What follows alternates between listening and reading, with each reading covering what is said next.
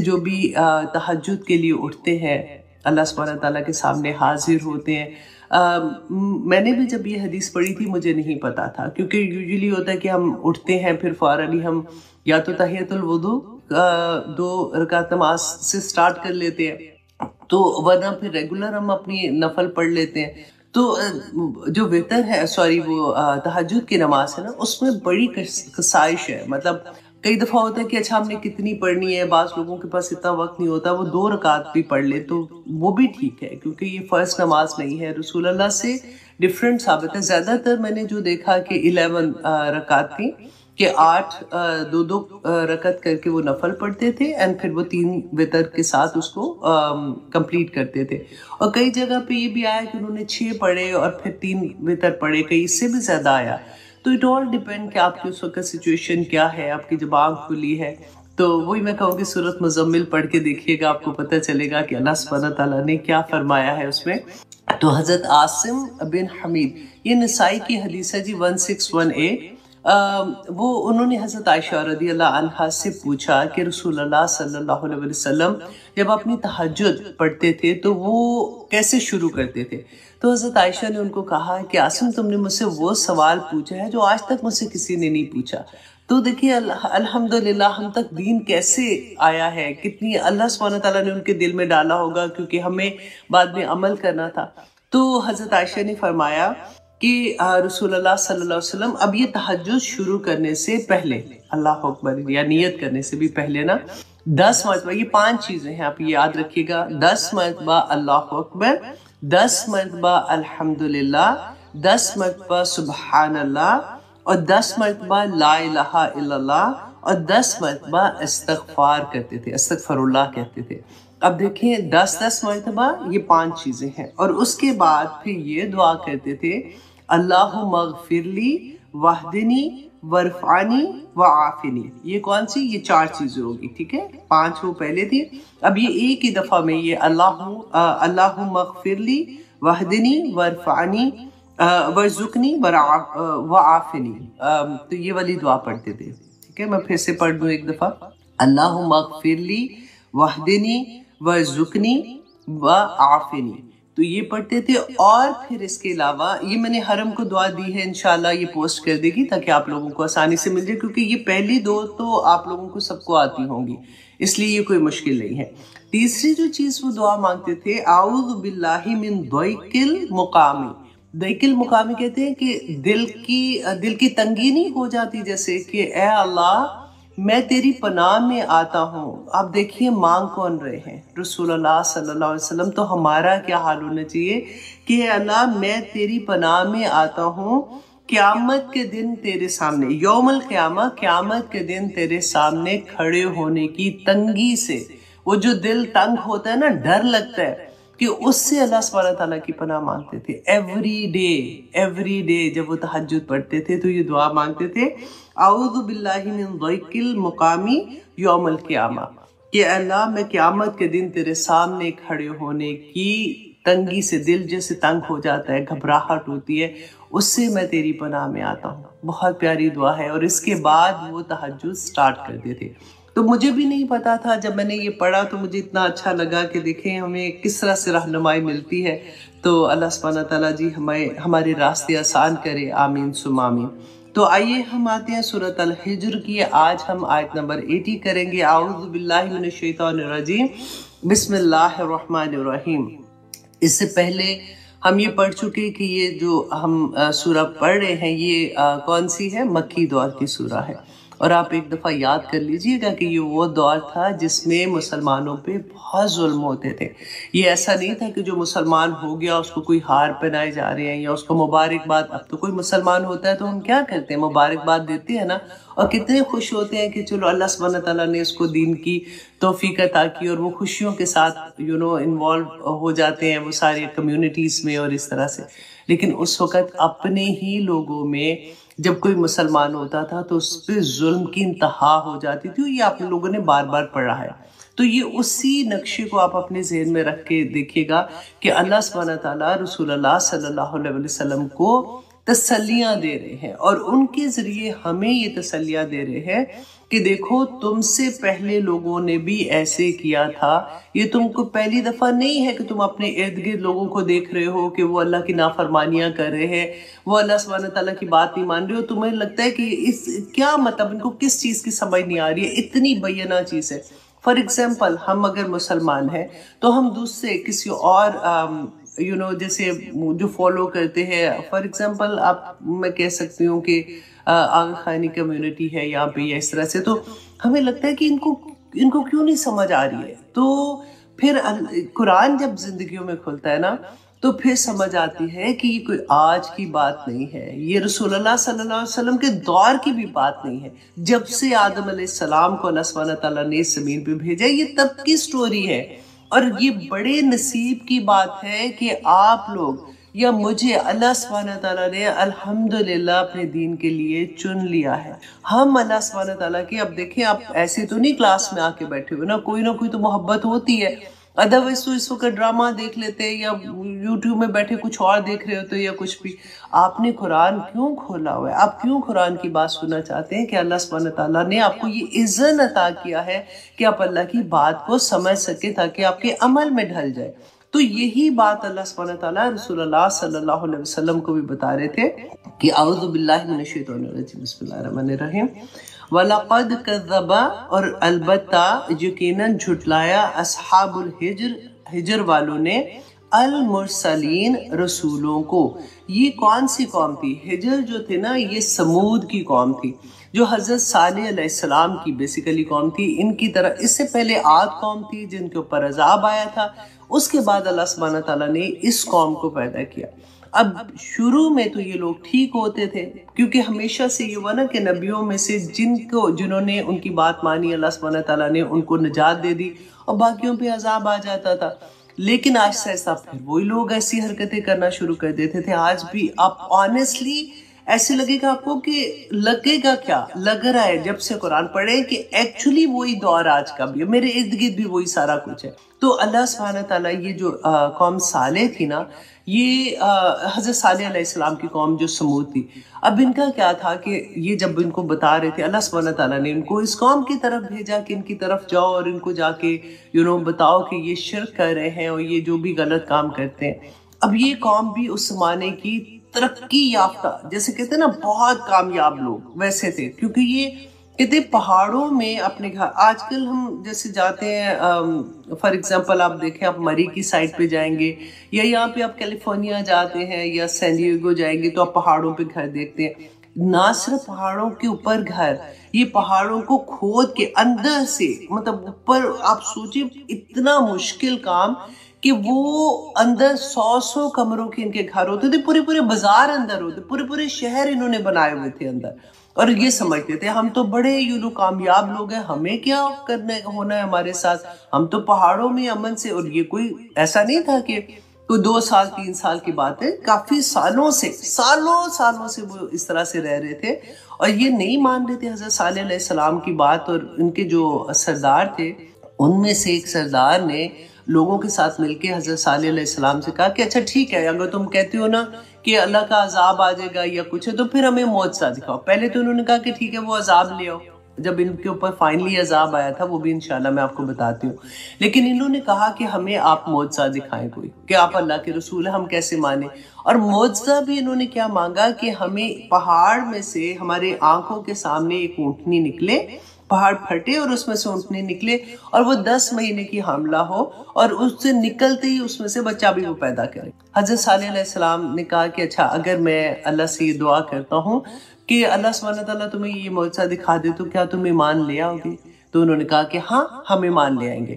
حضرت صالح علیہ السلام نے اسی وقت 2 رکعت نماز کہتے ہیں کہ کھڑے ہوئے پڑھنے کے لیے اور اللہ سے دعا کی، اور اللہ سبحانہ تعالیٰ نے وہ معجزہ دکھا دیا۔ اب دیکھیں رسول اللہ صلی اللہ علیہ وسلم سے بھی یہ کہتے تھے نا مشرکین مکہ، تو رسول اللہ سبحانہ تعالیٰ کیوں یہ کہتے تھے کہ نہیں ان کو معجزے دکھانے؟ کیونکہ اس سے پہلے دکھائے تھے معجزے حضرت موسیٰ علیہ السلام اور حضرت عیسیٰ علیہ السلام پہ، تو یوں نازل ہوتے تھے، منہ سے بات نکلتی تھی تو معجزہ نازل ہو جاتا تھا۔ آپ نے وہ پڑھا تھا وادی تیہ میں کیسے اللہ سبحانہ تعالیٰ نے ان کے اوپر معجزوں کی بارش کی ہوئی تھی۔ پھر بھی ایمان نہیں لاتے تھے، پھر بھی اللہ کی نافرمانی کرتے تھے، اور پھر آخر میں تو کیا ہوتا تھا، اللہ کی طرف سے عذاب آ جاتا تھا۔ تو اللہ سبحانہ تعالیٰ نے رسول اللہ صلی اللہ علیہ وسلم سے فرمایا تھا کہ اگر یہ آپ کی بات نہیں مانیں گے تو ان کے اوپر بھی پھر عذاب آئے گا۔ تو رسول اللہ نے فرمایا تھا کہ نہیں، آپ ایسے نہیں کرنا، میں ان کے لیے دعا کرتا رہوں گا، میں ان کے لیے استغفار کرتا رہوں گا۔ تو ان کی قوم کو جب معجزہ انہوں نے دیکھا، اونٹنی دیکھی ہے، آنکھ کے سامنے نکلی گئی تھی، اتنی بڑی وہ اونٹنی تھی کہ وہ صالح علیہ السلام کا جو کنواں تھا وہ پورا پانی اس کا پی جاتی تھی۔ ایک دن وہ دودھ دیتی تھی جس سے پوری، آپ سوچو، پوری قوم کو وہ دودھ کافی ہو جاتا تھا۔ اب ایک دن وہ پانی پیتی تھی اور ایک دن قوم کے لوگ پانی پیتے تھے۔ آہستہ آہستہ شروع میں تو ان میں سے کچھ لوگ تھے وہ ایمان بھی لیا، لیکن آہستہ آہستہ پھر سے ویسے کہ ویسے ہو گئے۔ اب کیا ہوا کہ آہستہ آہستہ انہوں نے یہ پلان کرنا شروع کیا کہ ہم تو تنگ آ گئے ہیں، یہ تو کیونکہ حضرت صالح علیہ السلام نے کہا تھا کہ دیکھو اس کے ساتھ کوئی برا سلوک نہ کرنا، اس کو تم چھوڑ دو، وہ جیسے بھی کھاتی پیتی ہے یہ اس کو چلنے دینا، کیونکہ یہ اللہ کی طرف سے نشانی ہے۔ اب کیا کیا انہوں نے پلان کیا اور مل کے انہوں نے کچھ لوگوں کے ساتھ ملے اور انہوں نے وہ اونٹنی جو ہے اس کو قتل کر دیا، اس کو مار دیا۔ اور جیسے انہوں نے مارا پھر ان کے اوپر عذاب آیا تھا، اور عذاب بھی 3 دن حضرت صالح علیہ السلام کو جب انہوں نے قتل کرنے کا پلان بنایا تو اللہ سبحانہ تعالیٰ، انہوں نے حضرت صالح نے بتایا اپنی قوم کو کہ تم پر اب ایسے عذاب آئے گا، تو کہتے پہلے دن جو تھا ان کے سب کے چہرے زرد ہو گئے۔ اب ان کو پتا تھا، ان کو 3 دن کی جیسے مہلت تھی، انہوں نے کہا کچھ نہیں ہونا، ایسے ہی اب رات ہوئی تو کہ انہوں نے کہا دیکھا کچھ بھی نہیں ہوا۔ اب اگلا دن ہوا تو ان کے چہرے سب کے سرخ رنگ کے ہو گئے۔ پھر کہتے سارا دن گزرا، تیسرا دن آیا تو سب کے چہرے سے آؤ گے، اس کے باوجود بھی یہ ایمان نہیں لائے۔ اب آپ دیکھیے جب کورونا آیا تھا تو کیا ہوا تھا، چیخیں نکل گئی تھی نا ہم لوگوں کی، اذانیں کہاں مطلب اپنی چھتوں پہ چڑھ کے سب اذانیں دے رہے ہیں، مسجدوں میں اذانیں ہو رہی ہیں، دعائیں کر رہے ہیں، ٹی وی پہ بھی یہی آتا جا رہا ہے، یہ دعا پڑھے، یہ دعا پڑھے۔ گزر گیا، پھر کیا ہوا، وہی سارا کچھ، وہی ڈانس، وہی پارٹیز، وہی شادیاں، وہی مہندیاں، وہی سارا کچھ ویسے کا ویسے۔ اب کچھ چینج لگ رہا ہے اتنی دیر کے بعد آپ کو؟ نہیں ہے نا۔ اللہ اکبر، کیونکہ آپ جب تک ریلیٹ نہیں کریں گے ان چیزوں کو نا تو ہمیں قرآن کی اس طرح سے سمجھ نہیں آئے گی۔ حالانکہ ابھی بھی ہم بالکل سطح پہ پڑھ رہے ہیں، ابھی بھی کوشش یہی ہے کہ بس ہم اس میں عمل والی چیز لیں کہ یہ آیا میری زندگی میں کیا عمل کرنے کے لیے ہے اور مجھے اللہ سبحانہ تعالیٰ اس میں کیا سبق دے رہے ہیں۔ اب انہوں نے کیا کیا کہ جب تیسرے دن بھی اس طرح سے ہوا تو تیسرا دن ختم ہوا، انہوں نے کچھ نہیں ہونا، تو پھر صبح ہونے سے پہلے ان کے اوپر چیخ اور زلزلہ، 2 عذاب آئے تھے۔ اب چیخ کا مقابلہ کیا کوئی کر سکتا ہے؟ اب جیسے کوئی پانی آتا ہے یا بند باندھ لے یا کچھ ایسی چیز کر لے، لیکن ایک ایک بندہ کہتے جہاں جہاں جس جگہ تھا وہاں پہ وہ اسی طرح سے وہ ڈھیر ہو گیا۔ رسول اللہ صلی اللہ علیہ وسلم نے فرمایا سوائے ایک آدمی کے، جب پوچھا تھا حضرت جابر بن عبداللہ رضی اللہ عنہ نے کہ رسول اللہ صلی اللہ علیہ وسلم وادی حجر میں ٹھہرے ہوئے تھے تو آپ نے فرمایا کہ یہ صالح علیہ السلام کی قوم ہے جسے اللہ نے ہلاک کر دیا، سوائے اس شخص کے جو حرم میں تھا۔ اس وقت ان کی وادی سے کوئی ایک بندہ حرم میں گیا تھا۔ آپ دیکھیں اس زمانے میں بھی حرم میں یہ جاتے تھے، رائٹ؟ تو حرم میں تھا، وہ بچا، جب وہ وہاں سے نکلا تو اس کے بعد اس کے اوپر بھی عذاب آ گیا تھا۔ تو حضرت رسول اللہ صلی اللہ علیہ وسلم ایک دفعہ یہ وادی جو تھی نا، کیونکہ عرب کے لوگ اس سے فیملیئر تھے، کیونکہ جب یہ گزرتے تھے سفر کرنے کے لیے تو یہ وادی راستے میں آتی تھی۔ جب تبوک کا سفر انہوں نے کیا تھا، جنگ تبوک ہم نے پڑھی تھی، پہلے بھی اس کے بارے میں ہم نے کافی ڈیٹیل میں پڑھا تھا۔ تو رسول اللہ صلی اللہ علیہ وسلم نے جب راستے میں قیام کیا تو صحابہ سے فرمایا تھا کہ اصحاب ہجر کے متعلق فرمایا کہ اس قوم کے پاس سے جب گزرو تو روتے ہوئے گزرو، ورنہ نہ گزرنا، اور ورنہ تم پر بھی ویسا ہی عذاب نازل ہو جائے گا جیسا کہ ان پر ہوا تھا۔ اور اپنا چہرہ رسول اللہ صلی اللہ علیہ وسلم نے چادر سے ڈھانپ لیا تھا، کیونکہ وہاں پہ تھوڑی دیر جب رکے تو صحابہ نے آٹا گوندھ لیا وہاں پہ، اور وہ پانی ڈول جیسے بھرتے ہیں، کیونکہ اس وقت ساتھ میں نہیں لے کے چل رہے ہوتے تھے نا، تو کنواں جہاں بھی ہوتا تھا وہاں پہ وہ جگہ بنا لیتے تھے۔ تو جب رسول اللہ کو پتہ چلا تو انہوں نے فرمایا دیکھیں تبوک کا سفر آپ لوگوں کو اگر یاد ہے کہ کتنا مشکل تھا، کھانا ختم ہو گیا، اور اتنا جو پانی اونٹوں کو ذبح کر کے ان کا جو پانی تھا وہ نکال کے پینا پڑا تھا ان کو۔ تو اس وقت رسول اللہ صلی اللہ علیہ وسلم نے ان کو حکم دیا کہ پانی گرا دو اور جو آٹا گوندا ہے اسے اونٹوں کو کھلا دو، تاکہ اور پانی واپس آ کے حضرت اس کنویں سے لو جہاں سے اونٹنی پانی پیا کرتی تھی، یہاں کا پانی بھی نہیں تم پیو۔ اللہ اکبر۔ تو یہ وہ قوم تھی، اور اللہ سبحانہ تعالیٰ رسول اللہ صلی اللہ علیہ وسلم کو اس کے بارے میں بتا رہے تھے کہ اصحاب، اچھا اب یہاں پہ دیکھیے کہ اصحاب الحجر جو تھے، یہ سمود کی قوم، انہوں نے تو حضرت صالح کو جھٹلایا تھا نا صرف۔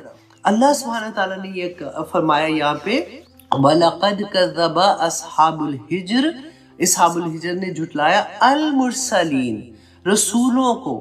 تو آپ دیکھیے کہ ہمارے لیے بھی، کیونکہ ایک رسول کو جھٹلانا، ایک رسول کو نہ ماننا، تمام رسولوں کا انکار کرنا، مسلمان ہی نہیں ہو سکتے۔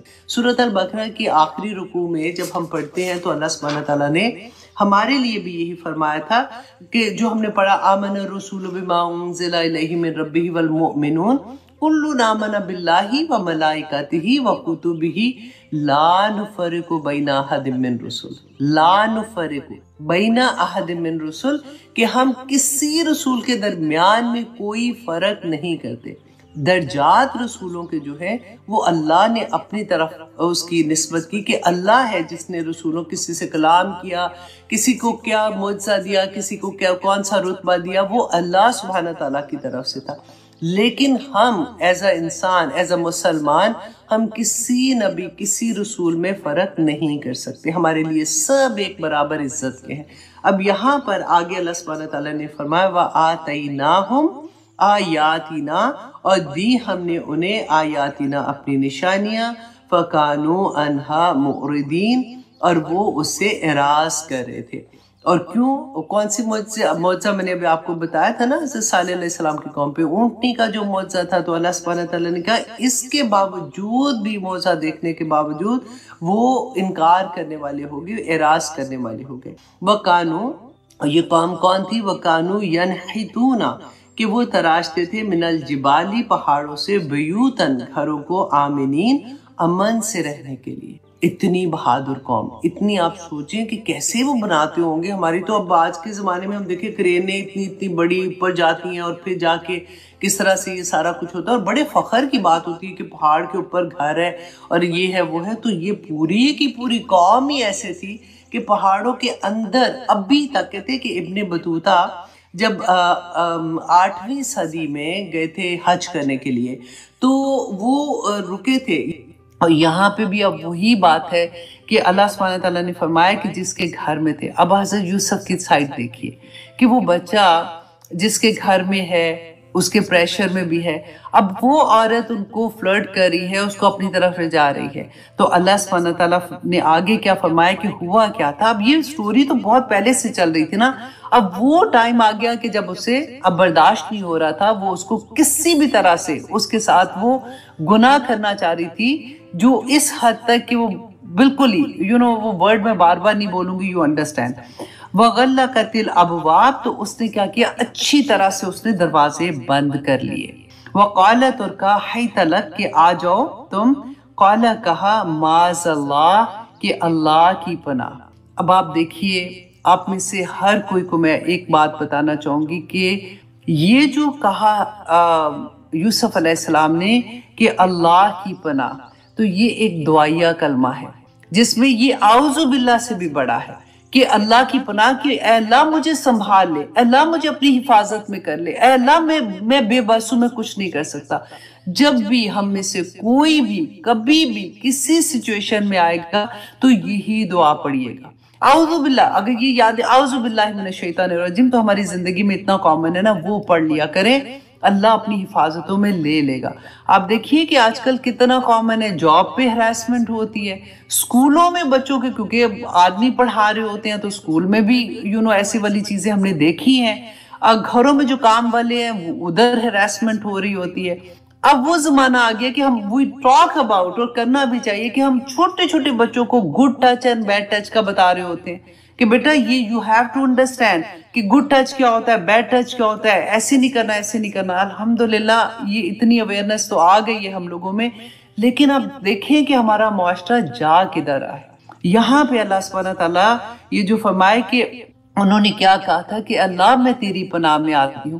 اسی طرح سے ہم صبح شام کے کلمات بھی پڑھتے ہیں نا، کہ اعوذ بکلماتِ تامہ والے، تو وہ ایوری مارننگ ایوری نائٹ ضرور پڑھا کریں جب بھی کبھی آپ کام میں ہوں گے، کیونکہ کئی دفعہ ہوتا ہے مجبوریاں ہو جاتی ہیں لوگوں کی، اور میں آئی ڈو انڈرسٹینڈ بہت ابھی ریسنٹلی میری ایک بچی سے بات ہوئی ہے، اتنی پیاری بچی جس کی خالی جاب چھوٹ گئی، ابھی اس کے لیے اتنا مشکل ہو رہا ہے کیونکہ وہاں پہ باس جو ہے وہ اس کے ساتھ جو بھی غلط کرنے کی کوشش کر رہا تھا، اور اس نے جب کمپلین کی اوپر والے باس کو تو وہ آپس میں ملے ہوئے تھے تو اس کو جاب چھوڑنا پڑی، تو بہت کچھ ہے۔ تو اللہ سبحانہ تعالیٰ اپنی حفاظتوں میں رکھے۔ بس یہ والا کلمہ میں نے آپ کو بہت زور سے بتانا تھا کہ کبھی بھی زندگی میں کہیں پھنس جائیں، اعوذ باللہ من الشیطان الرجیم یہ پڑھا کریں۔ ہمیں تو یہ لگتا ہے نا ہم تو اس لیے پڑھتے ہیں شیطان دور ہو، نہیں، اللہ جی مجھے اپنی حفاظت میں لے لیں، یا اللہ میں بہت کمزور ہوں، یا اللہ میں اس فتنے سے نہیں نکل پا رہی ہوں، میں نکلنا چاہتی ہوں، یا اللہ میں پھنس گئی ہوں اس کے اندر۔ کسی بھی حال میں دیکھیں یہ ایک پکار اللہ سبحانہ تعالیٰ کو، معاذ اللہ، اللہ تیری پناہ، انہو ربی، اور اب وہ کیا جواب دے رہے ہیں اس عورت کو جب اس نے کہا کہ آ جاؤ، بے شک ربی میرا رب احسن مسوایا، کہ اس نے مجھے اچھا ٹھکانہ دیا۔ اب اس کے دو طرح کی تفسیر مفسرین کرتے ہیں۔ نمبر 1 یہ کہ اگر تو اس نے ربی اس زمانے میں اپنے اس کو بھی کہتے تھے جو جس کا غلام ہوتا تھا نا بندہ، تو اس کے مالک کو بھی ربی کہتے تھے۔ رسول اللہ صلی اللہ علیہ وسلم نے منع کر دیا تھا کہ اس کے بعد سے کوئی غلام جو ہے وہ اپنے آقا کو رب نہیں کہے گا۔ تو اس کا یہ بھی آتا ہے کہ انہوں نے یہ کہا ہوگا کہ میرے تو جس نے مجھے خریدا ہے اس نے مجھے اتنی اچھی جگہ پہ رکھا، اتنی اچھے سے رکھا، تو میں احسان فراموش نہیں ہو سکتا ہوں۔ لیکن دوسری تفسیر میں یہ آتا ہے کہ انہوں نے یہ کہا ربی میرا رب، مطلب اللہ سبحانہ تعالیٰ احسن مسوایا، کہ مجھے اچھا ٹھکانہ دیا، اچھی جگہ پہ رکھا ہے، انہو لا یفلح الظالمون، کہ بے شک جو ظالم ہے نا وہ فلاح نہیں پاتے۔ ظالم کون ہوتے ہیں؟ جو احسان فراموش ہوتے ہیں، جو اللہ سبحانہ تعالیٰ، دیکھیں اللہ کے ساتھ ظلم کیا ہے؟ شرک کرنا، کہ اللہ سبحانہ تعالیٰ جو میرا رب ہے، جو میرا مالک ہے، میرا خالق ہے، میرا مدبر ہے، اگر مجھے اسی کی پہچان نہیں ہے، میرے رب نے منع کیا ہے یہ کام کرنے سے، کوئی بھی کام، اب یہ ایک تو کام سائڈ پہ کر دینا، اینی برائی، اینی اللہ سبحانہ تعالیٰ کا حکم جس کو اللہ سبحانہ تعالیٰ نے منع کیا ہے کرنے سے، وہ کہتے ہیں نا کہ اللہ سبحانہ تعالیٰ کی حدود ہیں، جو بھی حرام ہے تو ان کے پاس قریب والی حدود میں بھی نہ جاؤ، ہو سکتا ہے غلطی سے ادھر چلے جاؤ، جیسے قرآن میں بینہ ہے، حرام بھی بینہ ہے اور حلال بھی بینہ ہے، اور کچھ جو مشتبہات ہیں اللہ سبحانہ تعالیٰ کا اس سے بھی بچ جاؤ، رسول اللہ صلی اللہ علیہ وسلم نے فرمایا تھا اس سے بھی بچ جاؤ، کیونکہ ہو سکتا ہے کہ غلطی سے تم اس کے قریب چلے جاؤ۔ وہ انشاءاللہ جہاں پہ آئے گا وہ بتاؤں گی۔ آنیسٹلی ایک ایک آیا اتنے بڑے بڑے سبق، اور ہر اینگل سے اس کا سبق نکلتا ہے کہ وہ لگتا ہے کہ اس کا حق ہی نہیں ادا ہو سکتا۔ تو اللہ سبحانہ تعالیٰ آگے فرماتے ہیں آیت نمبر 24 میں، وَلَقَدْ، اور یقیناً ہمت بھی اس عورت نے ارادہ کیا برائی کا، بھی اس کا، وَهَمَّ بِهَا، اور وہ ارادہ کر لیتا اس کا۔ کس کے بارے میں بات ہو رہی ہے؟ یوسف علیہ السلام کے بارے میں، کہ اللہ سبحانہ تعالیٰ فرماتے ہیں وہ ارادہ کر لیتا اس کا، لولا ارعا برہانہ، اگر وہ نہ دیکھتا برہان، روشن دلیل، ربی ہی، اپنے رب کی۔ اب یہاں پہ آپ یہ دیکھیے کہ برہان کیا تھا؟ برہان ہے جس کو کہتے ہیں نا کہ نور فطرت، کہ انسان کے اندر اللہ سبحانہ تعالیٰ نے اپنا نور رکھا ہے۔ اللہ سبحانہ تعالیٰ نے جب آدم علیہ السلام کو کریٹ کیا تھا تو اللہ سبحانہ تعالیٰ نے کیا فرمایا تھا؟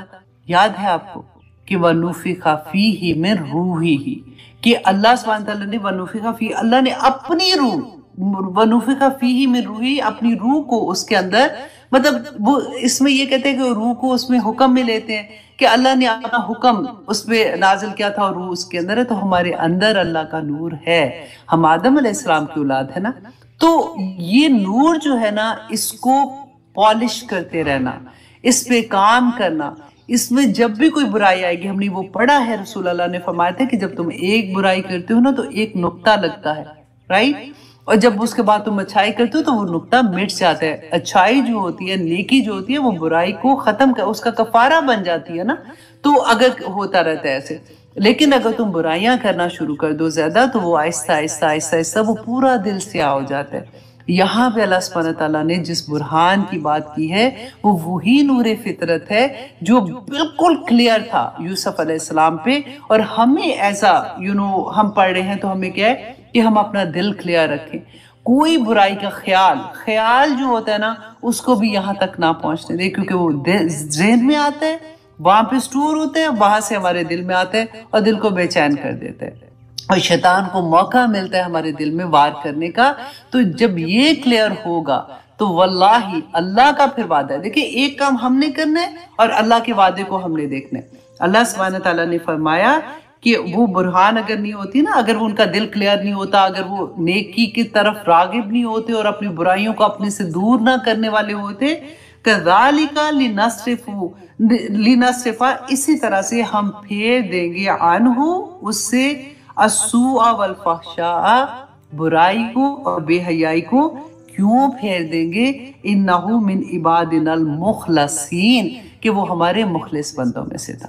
جواب آ گیا نا، ہم برائی سے ہم میں کہاں اتنی طاقت ہے، آنیسٹلی اتنے ہم کوئی کمزور ہیں جس کی کوئی حد نہیں کہ ہم فوراً کسی بھی طرح سے برائی میں ملوث ہو جائیں گے۔